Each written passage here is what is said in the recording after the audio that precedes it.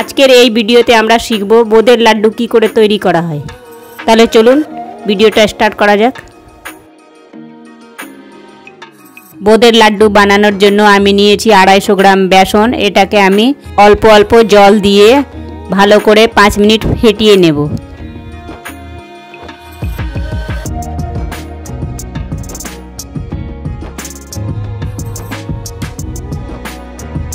আমি 5 মিনিট বেসনটাকে ফেটিয়ে নিয়েছি অল্প জল দিয়ে।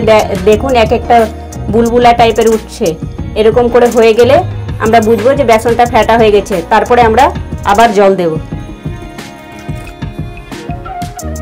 এবার আমি আবার জল দিয়ে বোঁদে করার মতো আরও ঢিলে বেসনটাকে করে নিচ্ছি। আবারও আমরা এক ডাইরেকশনে ফেটে নিই 1 মিনিট মতো। আমাদের বেসনটা এরকম পাতলা হওয়া চাই, একদম এক ধার দিয়ে পড়ে যাচ্ছে, পরে লাস্টের ড্রপগুলো এক একটা করে পড়ছে। এরকম হয়ে যাওয়ার পরে আমরা বুঝতে পারবো যে বোঁদে আমাদের বানানোর জন্য বেসনটা রেডি হয়ে গেছে। এই ব্যাটারটা থেকে আমি 2 চামচ বার করে নিচ্ছি, একটা লাল কালার বানাবো তাই। এবার দুটোর মধ্যে আমরা একটু কালার মিক্স করব। 1 চুটকি মতো আমি একটু হলুদ কালার দিলাম, আর এটাতে আমি লাল কালার দিব।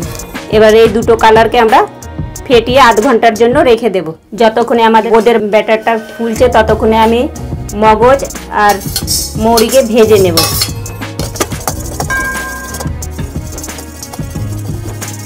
আমি মিডিয়াম ফ্লেমে মৌরি আর মগজকে ভেজে নিচ্ছি। আমাদের মগজটা ফুলে ফুলে গেছে আর মৌরিটা সুন্দর একটা গন্ধ দিচ্ছে। এবার আমি এটাকে বার করে নিচ্ছি। আমাদের বোঁদের ব্যাটারটা আধ ঘন্টা ফুলে গেছে। এবার আমি এটাকে ভাজার জন্য সাদা তেল দিচ্ছি। আমরা তেলটা একটু বেশি করেই দেব যেন বোঁদেটা ভালো করে ডুবে ডুবে থাকবে। আমি উনানটা বাড়িয়ে দিলাম। এবার তেলটা আমাদের ভালো করে গরম হয়ে গেলে আমরা এর মধ্যে বোঁদে ছাঁকবো। আমাদের তেলটা গরম হয়ে গেছে। আমি এই ছাঁকনার সাহায্যে এই বোঁদের ঘোলগুলো ওর মধ্যে দেব। আমরা আস্তে আস্তে করে একটা হাতা দিয়ে বোঁদের ঘোলগুলো ছাকনার মধ্যে দেব আর হালকা হালকা নড়িয়ে দেব।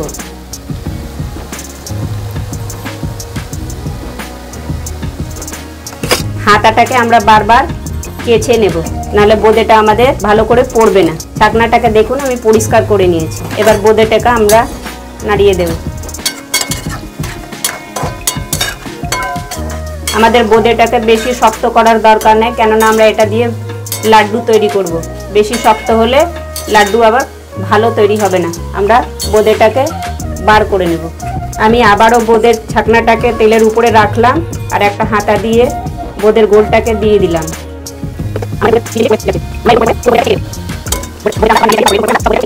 আমাদের দুটো কালারের বোঁদে তৈরি হয়ে গেছে, গোল গোল একদম সুন্দর বোঁদে তৈরি হয়েছে দেখুন।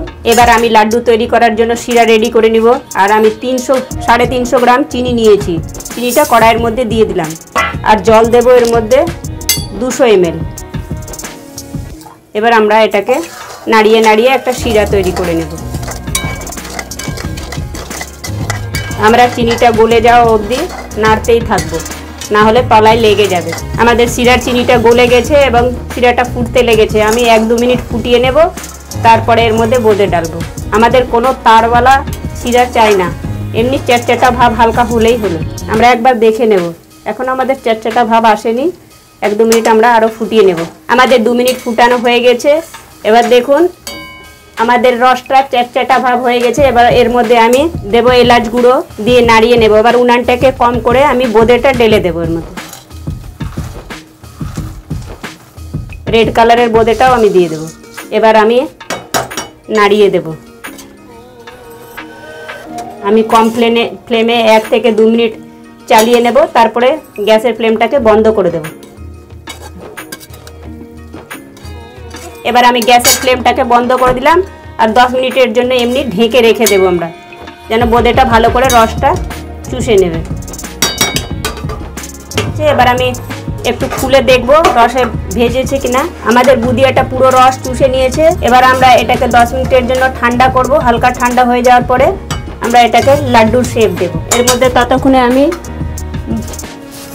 মগজ আর মৌরি ভাজাটাকে দিয়ে দেব। দিয়ে এটাকে নাড়িয়ে দেবো। বোঁদের রসটা আমাদের ঠান্ডা হয়ে গেছে, হালকা উষ্ণ গরম আছে। হালকা উষ্ণ গরম অবস্থায় আমাদেরকে বানাতে হবে। আমি হাতে হালকা করে ঘি লাগিয়ে নিচ্ছি আর লাড্ডুটা বানাচ্ছি।